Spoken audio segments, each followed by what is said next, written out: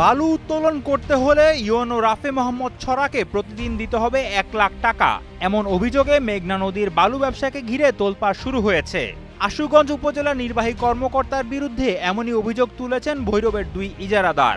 তবে তিনি এ অভিযোগ অস্বীকার করে উল্টো ইজারাদারদের বিরুদ্ধে অপহরণ চেষ্টা ও সরকারি কাজে বাধা দেওয়ার মামলা করেছেন। ঘটনার সূত্রপাত গত ২ সেপ্টেম্বর। অভিযোগ ওঠে ভৈরবের নির্ধারিত বালু মহাল ছেড়ে আশুগঞ্জ প্রান্ত থেকে তোলা হচ্ছিল বালু। এতে বিদ্যুতের সঞ্চালন টাওয়ার ঝুঁকির মধ্যে পড়ে। ওই দিন ইউএনও অভিযান চালিয়ে ৪টি ড্রেজার ও ৫টি বাল্কহেড জব্দ করেন।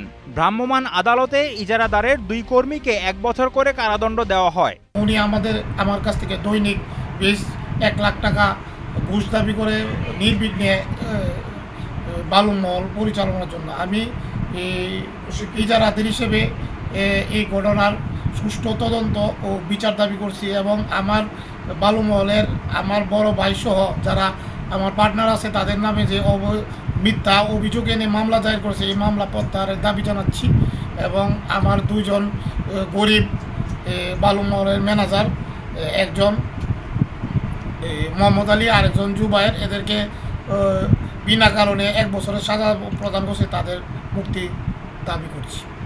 সব মশার বিরুদ্ধে সুরক্ষা দিতে এলো বসুন্ধরা এক্সট্রিম অ্যারোসল, মশার বিরুদ্ধে এক্সট্রিম সুরক্ষা। তবে এ অভিযোগ অস্বীকার করে ইউএনও জানান অভিযানের সময় ইজারাদারের লোকজন তার সঙ্গে খারাপ আচরণ করে এবং জব্দ করা ড্রেজার জোর করে ছাড়িয়ে নেয়। পরে ৭ জনকে আসামি করে মামলা করা হয়। অভিযোগ পেলে গত ২ তারিখ ভোরবেলা আমি মোবাইল কোর্ট অভিযানে বের হই। মোবাইল কোর্ট অভিযানে বের হওয়ার পরে আমাদের যে বৈদ্যুতিক টাওয়ারটা রয়েছে সেই বৈদ্যুতিক টাওয়ারের ওখানে কয়েকটি ড্রেজারে বালু কাটতে দেখি।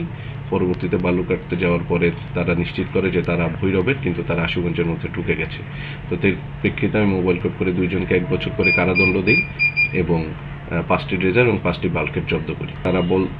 তারা আমাদের সাথে দুর্ব্যবহার করেন, অসভ্য ভাষায় গালিগালাজ করেন এবং বলেন যে ড্রেজারটা ঘুরাও, আমরা এখনই ওনাদেরকে ভৈরবে নিয়ে আমি তাদেরকে বিচার করব। তারা যে অভিযোগটি করেছে যে আমি তাদের কাছে ১ লাখ টাকা চেয়েছি, এটা সম্পূর্ণ ভিত্তিহীন। ১ লাখ টাকা কেন, আমি ১ পয়সাও তাদের কাছে চাইনি। অন্যদিকে ইজারাদাররা সংবাদ সম্মেলনে দাবি করেন নিয়ম মেনেই নির্দিষ্ট বালু মহাল থেকে বালু তোলা হচ্ছিল, কিন্তু ইউএনও প্রতিদিন ১ লাখ টাকা দাবি করায় হয়রানির শিকার হচ্ছেন তারা।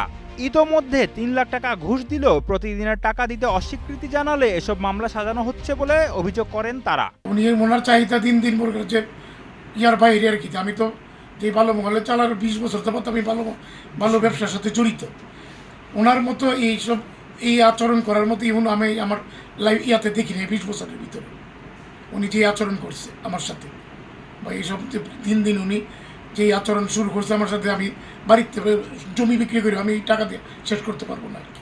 এ ঘটনায় সুষ্ঠু তদন্তের দাবি জানিয়েছেন সংশ্লিষ্টরা। দ্রুত এ সমস্যার সমাধান না হলে মেঘনা নদীর বালু ব্যবসাকে ঘিরে উত্তেজনা আরও বাড়বে বলে আশঙ্কা তাদের। কিশোরগঞ্জ থেকে রাজিবুল হাসানের পাঠানো তথ্যচিত্রের ডেস্ক রিপোর্ট, কালের কণ্ঠ।